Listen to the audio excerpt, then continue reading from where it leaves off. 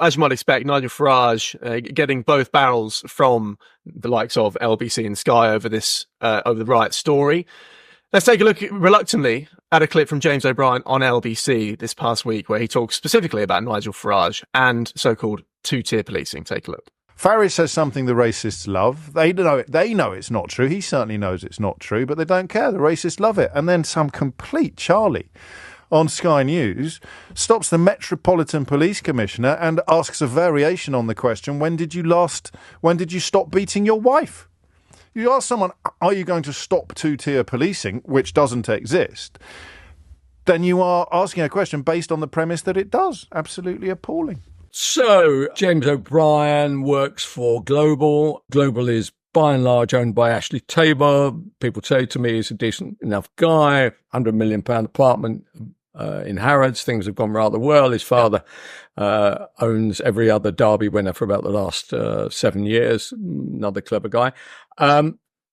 What the point about that diatribe, which you may find attractive, is that pointing that Farage is responsible, Farage is a racist, Farage is this, Farage is that. I've known Farage 30 years, never said to me or to anybody one single thing which could be construed as racism.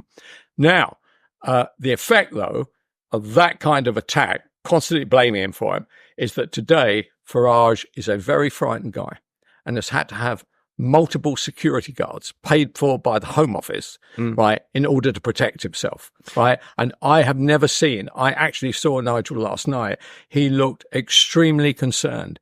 This is not something which you can just shrug your shoulders at. Why do I say that? If you want to think about what people do on the other side of this argument, the other side of Nigel's argument is, of course, Manchester Arena bombing, okay?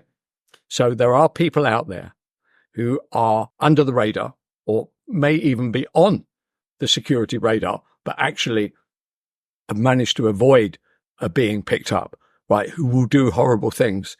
And it is not helped by that kind of stuff. So I'd be grateful if Mr. Tabor ignored the audience size, which I'm sure James O'Brien gets, right, and in a way manages to have, quotes, free speech in a way that GB News is not allowed. Free speech, by the way. But I would ask him to bear in mind what the price of that free speech might be. I mean, just in the last few years, we've had Nigel's an MP now. Nigel Farage is an MP. Yeah. So we've had Joe Cox and David Amos. We have. I mean, he was attacked.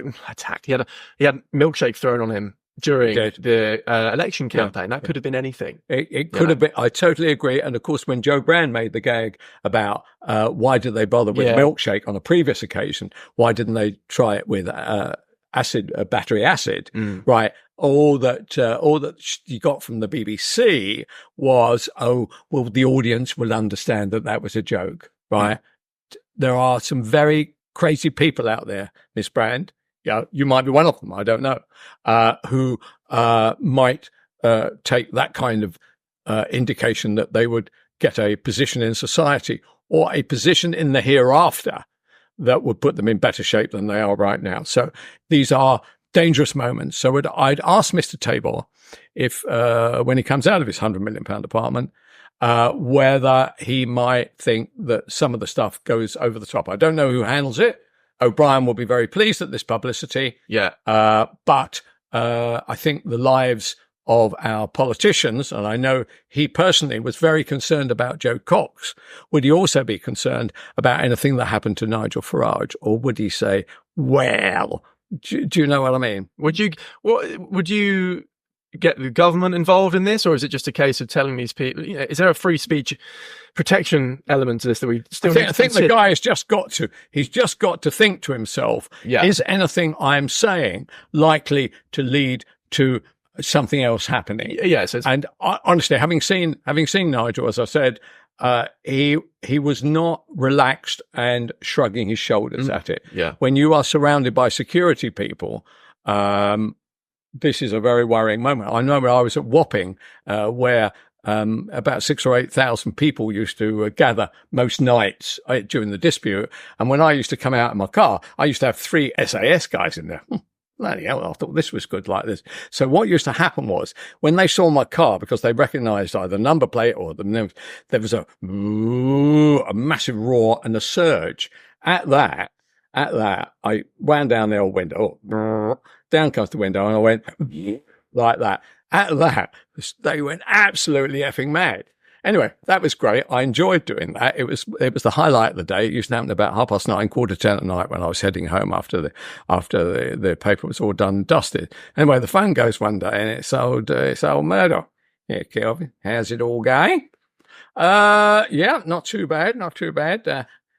I hear you've been aggravating the strikers. Well, they have been aggravating me, to be honest with you. Look, I'm not interested in your bloody views.